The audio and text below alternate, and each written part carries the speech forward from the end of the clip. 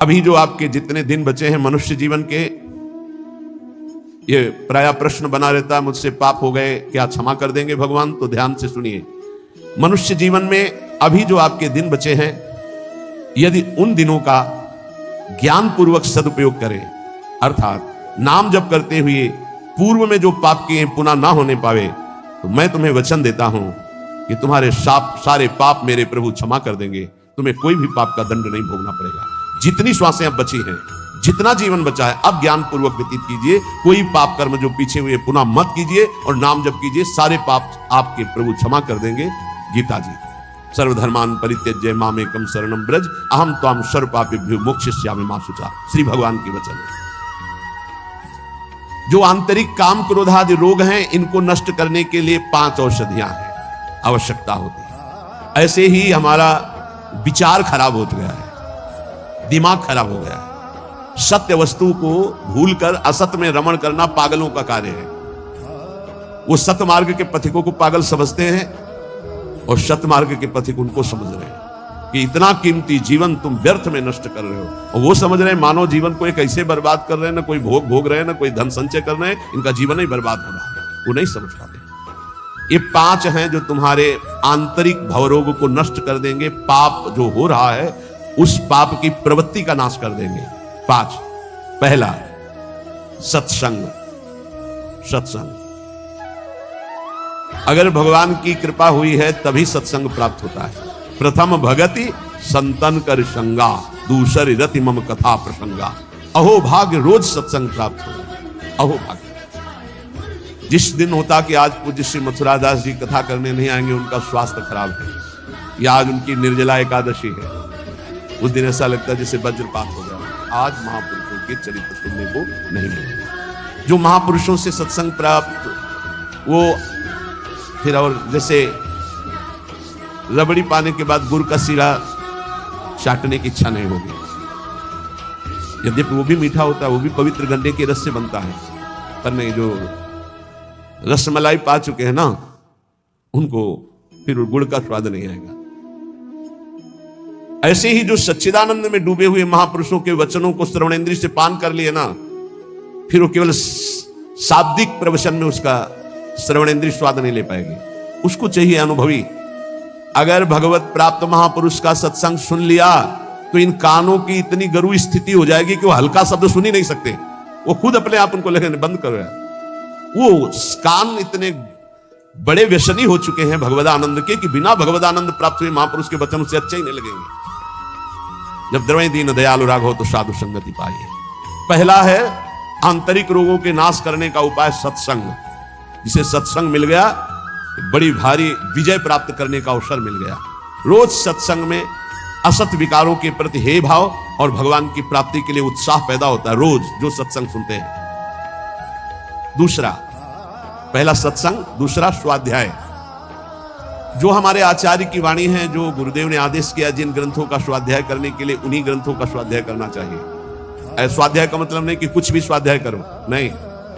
जो आचार्य वाणी है, जो हमारी उपासना में हमको पुष्ट कर सकते हैं, वही स्वाध्याय करना चाहिए। तीसरा है आहार, स्वल्पाहार। सत्संग, स्वाध्याय, स्वल्पाहार। आहार का बहुत बड़ा रोल है जीवन के उत्थान में।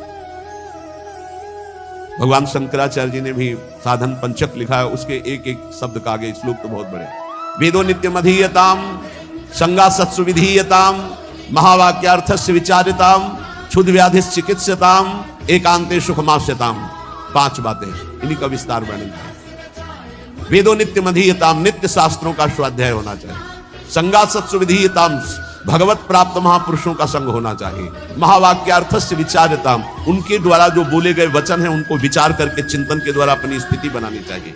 उसमें कहा क्षुध व्याधि चिकित्सताम, क्षुधा रूपी व्याधि की चिकित्सा करे। भिक्षान्नम औषधम, जैसे व्याधि की औषधि के द्वारा, तो क्षुधा रूपी व्याधि की भिक्षान्न के द्वारा विरक्त, और धर्म के द्वारा कमाए हुए अन्न से ग्रस्त, वो भी स्वल्पाहारम, भूख से कम। बहुत बड़ा इसमें योग है, आप अच्छे से समझ लीजिए। आप समझते हैं अधिक पाने से आप बलवान होंगे, बिल्कुल भूल है आपकी। ये भूल बहुत बड़ी है। अल्पाहार करने से जीवनी शक्ति बहुत प्रबल होती है। जितना आप भजन में उन्मत्त होने वाले महापुरुषों को देखेंगे, वो अल्पाहार करने वाले होंगे। अधिक आहार करने में प्रमाद स्थिति बढ़ती, तमोगुण बढ़ता है। ये रहस्य जान लीजिए, अल्पाहार करोगे आप में बहुत तेज बना रहेगा, आप में जीवनी शक्ति। जो अधिक पा लेते पूरी शक्ति पचाने में लगती, तो भजन आदि में नहीं, प्रमाद स्थिति रहती है। चौथा जो उसमें लिखा है, एकांते सुखमास्यताम, इसमें लिखा है रात्रि के चौथे प्रहर में क्रियाओं का अनुष्ठान करना चाहिए। ध्यान है, नाम जप है, तो अपने यहां तो ऐसी बढ़िया दिनचर्या है कि आपको अनुष्ठान करने की जरूरत नहीं, सम्मिलित होने की जरूरत है। जो प्रातःकालीन बेला पर जग करके भागवती का अनुष्ठान करता है, वो आंतरिक विकारों पर विजय प्राप्त कर लेता है। स्वप्न दोष 4 बजे सोने वाले को ही बहुत जोर के होते हैं। जो प्रातः 3 बजे से जग जाते हैं, 10 बजे के बाद सोते हैं, स्वप्न दोष होने की संभावना ही नहीं रहती, यदि वो सावधान है तो। गलत क्रिया करते हैं, गलत भोजन करते हैं, उनकी बात अलग है, लेकिन समय ही नहीं है। प्रायः 3, 4, 5, 6 इसमें स्वप्न दोष होता है प्रातःकालीन बेला पर। और जो गंदे आचरण करते हैं उनकी तो कोई चर्चा ही नहीं है। 5वां, जो कुछ साधन भजन करे, सारी शक्ति लगा करके, बटोर करके, नाम जप करे तो नाम में, मंत्र जप करने तो मंत्र में, सत्संग सुने तो सत्संग के वाक्यों में। ये 5 हैं जिनके द्वारा हम आंतरिक विकारों पर विजय प्राप्त कर लेते हैं। पहला सत्संग, दूसरा स्वाध्याय, तीसरा अल्पाहार, चौथा प्रातःकालीन बेला पर उठकर भागवती का अनुष्ठान, 5वां जो कुछ भी करे एकाग्रता पूर्वक सारी शक्ति लगाकर उसी में। जो अपने ऊपर हर समय ईश्वर की, आराध्य देव की कृपा का अनुभव करता रहता है, ये बहुत बड़ी बात है। हर परिस्थिति में बड़ी कृपा, श्री जी की बड़ी कृपा, श्री जी की बड़ी कृपा।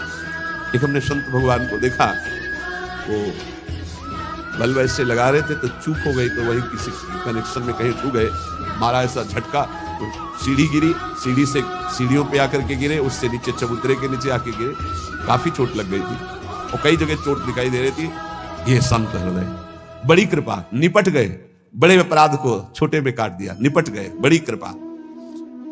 जब अपने दास के ऊपर प्रभु कृपा करते हैं तो उसके हृदय में सद्गुणों का खजाना खोल देते हैं, जो हर समय अनुभव करता रहता, मेरे ऊपर बड़ी कृपा है। फिर उसको अपने आप में मिलाकर एक कर देते हैं, चाहे भक्ति में हो चाहे ज्ञान में, बचता एक ही है। 2 जब तक बचे तब तक विचार अभी ऊंचाई पर नहीं पहुंचे। ब्रह्म नहीं, माया नहीं, नहीं जीव नहीं काल, अपनी उस ना रही, एक रहे हो नंदलाल।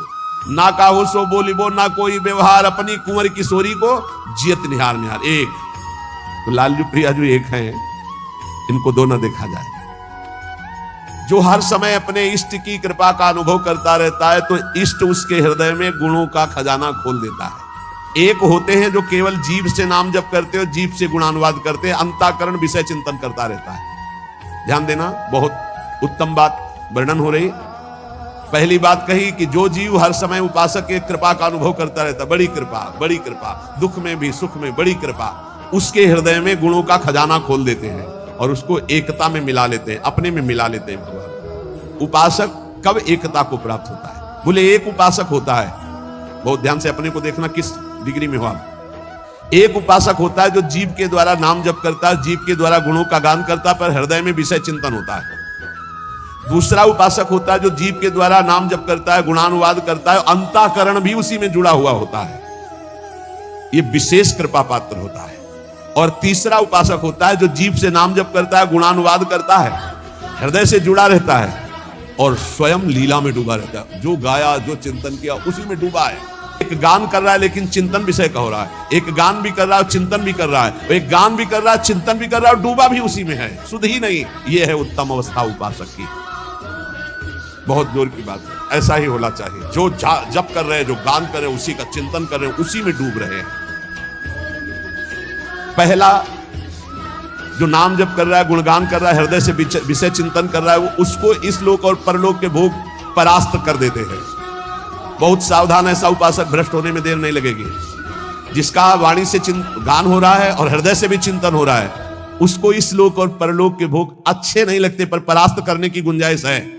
लेकिन तीसरा जो मनन करके डूबा हुआ है, त्रिभुवन का भोग, सामर्थ्य नहीं कि उसको लुभायमान कर सके, भ्रष्ट कर सके।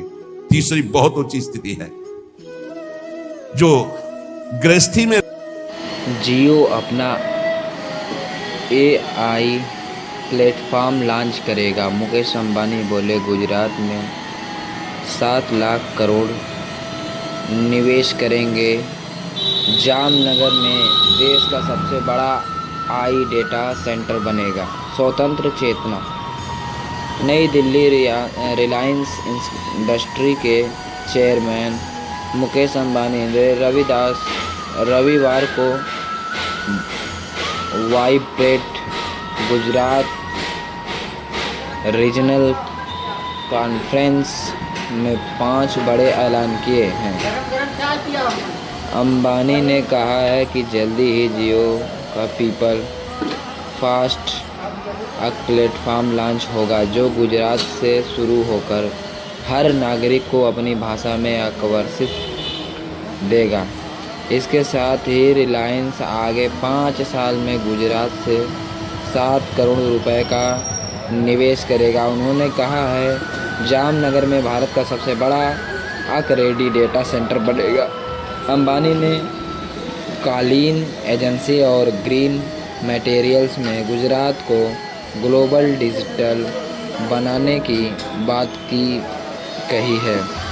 हर नागरिक को अपना भाषा में अंक सर्विस मिलेगा। मुकेश अंबानी ने कहा है कि जियो का भारत पहला प्लेटफॉर्म लॉन्च करेगी, जो भारत में बना है। ये प्लेटफॉर्म गुजरात से शुरू होगा। हर नागरिक को अपनी भाषा में अपने डिवाइस पर रोज़ाना आंक सर्विस मिलेगी। इससे लोग काम ज़्यादा कुशलता और तेज़ी से कर पाएंगे। वहीं जामनगर में भारत का सबसे बड़ा आई डेटा सेंटर बन रहा है, जिसका मकसद हर भारतीय को सस्ता आंक उपलब्ध कराना है। अंबानी ने गुजरात को आई का पायनियर बनाने का वादा किया है। 5 साल में 7 करोड़ रुपए का निवेश होगा। रिलायंस गुजरात की सबसे बड़ी निवेशक कंपनी है। मुकेश अंबानी ने बताया कि पिछले 5 साल में 3.5 करोड़ रुपए से ज़्यादा निवेश किया गया है। अब अगले 5 साल में इसे दोगुना 7 करोड़ रुपए करेंगे। ये निवेश गुजरात में विकास को तेज़ी करेगा।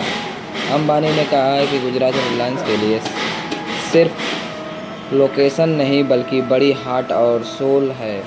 कंपनी गुजरात में गुजराती के विकास की योगदान देगी। जामनगर में ग्रीन एजेंसी एक्सपोर्ट कच्चा हब बनेगा। अंबानी ने कालीन एजेंसी और ग्रीन मटेरियल में गुजरात को ग्लोबल डीलर बनाने का ऐलान किया है। इन्होंने कहा है, जामनगर में दुनिया का सबसे बड़ा एंट्री ग्रेड कालीन एजेंसी इलेक्ट्रिसिटम बन रहा है, जिससे solar battery storage, green hydrogen, green fertilization, sustainable aviation fuel और मैरीटाइम फ्यूल शामिल है। जामनगर पहले हाइड्रोकार्बन एजेंसी एक्सपोर्ट करता था, जब ग्रीन एजेंसी और मटेरियल्स का सबसे बड़ा एक्सपोर्ट बनेगा। कच्चा को ग्लोबल कालीन एजेंसी कब बनेगी? मल्टी गीगावाट सोलर प्रोटेक्ट से round the class clean power मिलेगी।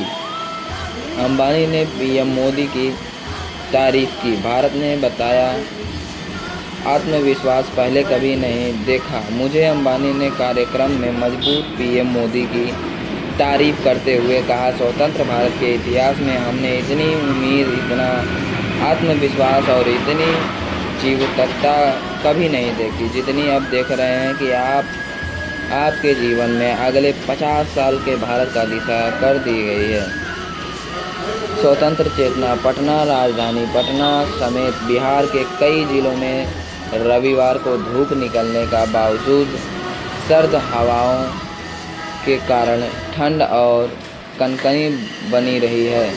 मौसम विभाग के अनुसार राज्य में 15 जनवरी तक शीतलहर और घने कोहरे का असर जारी रहने के बाद 16 जनवरी से धीरे धीरे मौसम को राहत मिलने का संभावना है। मौसम विज्ञान केंद्र के अनुसार 12 जनवरी को पूरे बिहार में शीतलहर और घने कोहरे का अलर्ट जारी किया गया है। 13 जनवरी को भी हालत लगभग ऐसे ही बनी रहेगी। वहाँ 14 जनवरी